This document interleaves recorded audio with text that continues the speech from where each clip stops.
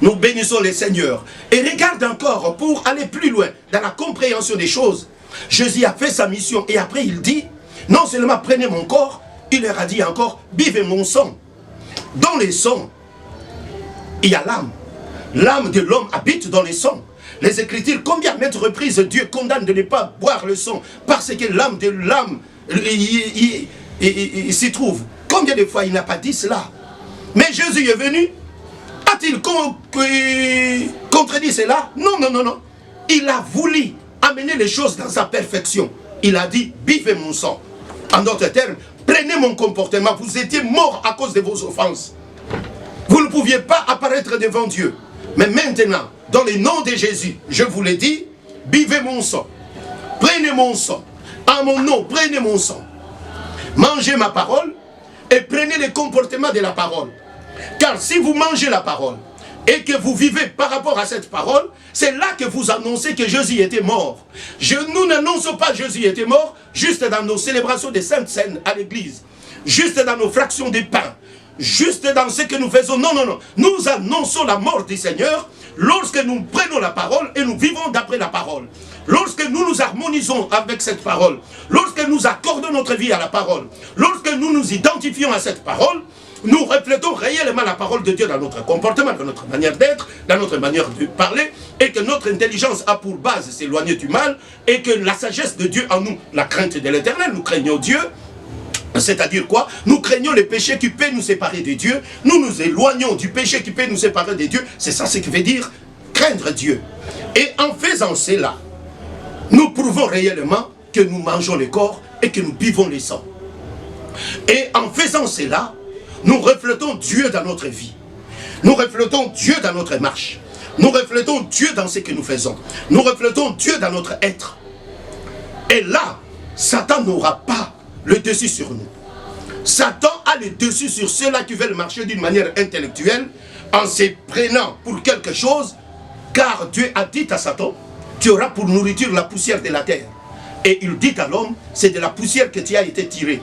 Alors allez-y comprendre où est la nourriture du diable. Toute poussière qui s'élève dans l'homme et attire la présence du diable en lui. Or la Bible dit, chacun est attiré lorsqu'il est amorcé par sa propre convoitise. Et la convoitise, c'est ça, c'est que la poussière que Satan cherche en nous. Et pour vaincre la poussière, il ne faut que jeter de l'eau. Quand vous jetez de l'eau, la poussière est maîtrisée et automatiquement, Satan n'aura pas rien en vous. C'est ainsi que Jésus a dit, le prince de ce monde vient, mais il n'a rien de lui en moi. Parce que Jésus est l'eau de vie, la parole faite chair. Et une chair trempée dans l'eau, où il ne trouve aucune poussière. C'est ainsi que la Bible dit, lui qui n'a pas péché, mais Dieu l'a fait pécher pour nous, pour qu'il soit crucifié pour nous. Pourquoi il soit crucifié? Parce qu'ici, on nous dit, il nous a délivrés. Il nous a délivrés de quoi? C'est là aussi le problème. Est-ce qu'il nous a délivrés pour manger le pain? Il nous a délivrés pour... Revenons un peu dans l'alliance. Lorsqu'il dit, c'est ici la nouvelle alliance. L'alliance que j'institue maintenant. Il dit ici, c'est la nouvelle alliance. L'alliance en mon sang. C'est ça ce que le Seigneur a dit. C'est l'alliance en mon sang. La nouvelle alliance. Alors, où était la première? La première alliance, c'était où? On ne sait pas même là où était la première alliance. Où était la première alliance? C'était où? On ne sait même pas. Les gens sont en train de tâtonner. Les autres disent non, la première alliance, c'est facile. C'est l'alliance qu'il a faite avec Abraham. C'est l'alliance qu'il a faite avec Abraham. Il a institué cela. C'est l'alliance qu'il a faite avec Abraham. Non, non, non, non. La première alliance, ce n'est pas l'alliance qu'il a faite avec Israël. Non, non, non, non. Regardez très bien la Bible. La Bible dit ceci dans Genèse chapitre 14. La Bible dit qu'Abraham, de retour de victoire avec le roi et qui avait détruit Sodome et Gomorrhe en amenant les otages et parmi lesquels il y avait Lot. Quand Abraham est allé pour délivrer Lot, de retour de sa victoire, il croisa un homme. Cet homme s'appelle Melchisédek. Et quand Melchisédek se présente devant Abraham, il avait le pain et il y avait le vin. Il lui dit, mangez le pain et buvez mon sang.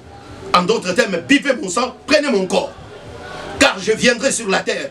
Mais je veux qu'avant que je vienne, il faut que je crée un peuple dans lequel je sortirai dans la manière de la chair. C'est ainsi que toi, Abraham, tu es choisi. Tu es choisi. Ce n'est pas la première alliance. Abraham lui-même a participé à l'alliance de Christ et Israël était dans le ventre, dans le sein d'Abraham lorsque Abraham traitait l'alliance avec Melchisédek. Comme pour dire, il est déclaré père de tous les croyants. Abraham est déclaré père de tous les croyants, afin que ce soit les païens, que nous étions, que ce soit les Israéliens, tous nous puissions participer dans la promesse faite avec Abraham, qui est le père de croyants. Ce n'est pas la première alliance. Allez-y maintenant chercher la première alliance pour que tu comprennes réellement l'alliance en Christ. Si vous ne comprenez pas la première alliance, vous ne comprendrez pas non plus. C'est ainsi que les gens sont en train de discréditer tout ce que Dieu a fait sur la terre, pas Christ a fait pour la terre, parce qu'ils ne comprennent même pas. Ils prennent Jésus comme une religion. Ils prennent Jésus comme non seulement une religion, les autres les prennent comme des dénominations, les autres les prennent comme des organisations religieuses, des lois ecclésiastiques fondées sur des dogmes et des credos.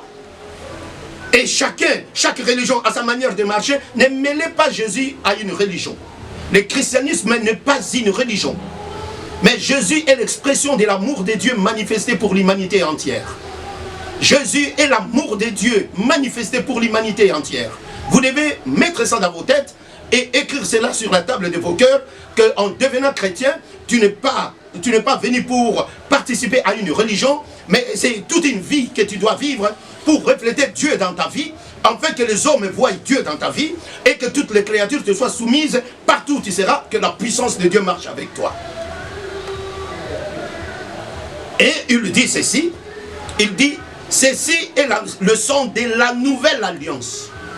C'est que la première alliance qui a été violée est l'alliance qui est basée sur la création de l'homme. Jésus est venu remettre, consoler l'homme, c'est-à-dire quoi? Lui remettre ce qu'il avait perdu. Et quand tu regardes cela, ça ne s'accorde même pas avec l'alliance avec Abraham. C'est l'alliance avec la création.